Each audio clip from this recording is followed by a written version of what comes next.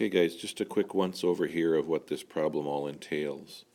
We've got several data points listed, and if you want a better view of those, I actually have a screenshot of this posted out on Blackboard as well. So the left-hand points here are usually the X, the other ones are the Y, so we're going to plot temperature versus ice cream sales and see if there's a correlation. I think we probably assume there might be. That just doesn't mean that increase in temperature causes ice cream sales.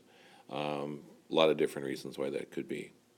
So we're supposed to make a scatter plot of the data. So first thing is to look at your X's and decide what are my data points in between.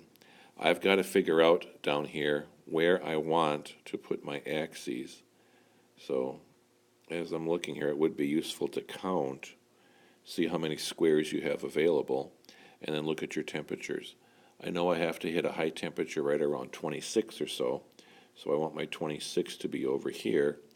I can decide to go all the way back to 0, or if I look, none of my temperatures are anywhere below 8, so I could go back to 8 and have a little break in my graph. So you kind of have to decide that for yourself and decide where you want to put your different points. It's helpful to count boxes down here, of course. Also, secondly, you want to kind of be sure that you can hit a height of, is it 600 something? So 600 has to be up here. Just kind of count your boxes backward and figure out how much each box is actually worth. I think on the answer key, which you can see on the next page, you'll see what my choices were. So I tried to fill as much of the graph as possible. And then simply plot your data points. There's a general positive correlation here. And then take your straight edge or a straight line tool and actually manually draw in your line of best fit. The way you find the line equation is to use either data points that fall on your graph or a couple of other points there to do a slope calculation. And of course, use your numbers from your chart if you can. That's x, it's y2 minus y1 over x2 minus x1. Get your slope.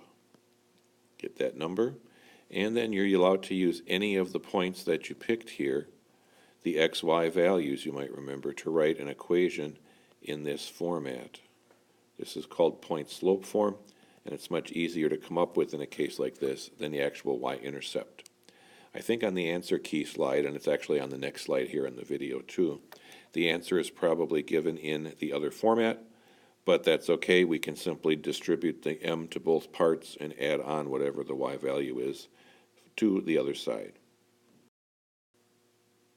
Here then is a view of your answer key, and this is posted online as well. But just to have a look at what's there, you can tell my choice for sales, and you can see along the bottom that where's my little pointer? I think this is it, maybe. My laser pointer, yeah. So this is not even all the way across. Here it's 1 degree for every little box, but the difference in here is that it's not an even break. I just went back to 0 there for convenience. And here are my points plotted, of course, and the line drawn in. I've circled the lines there that I'm interested in pointing out. Let's try this. Ooh, that's pretty. So here's my second point I used, and then over here you can see my calculation set up for slope.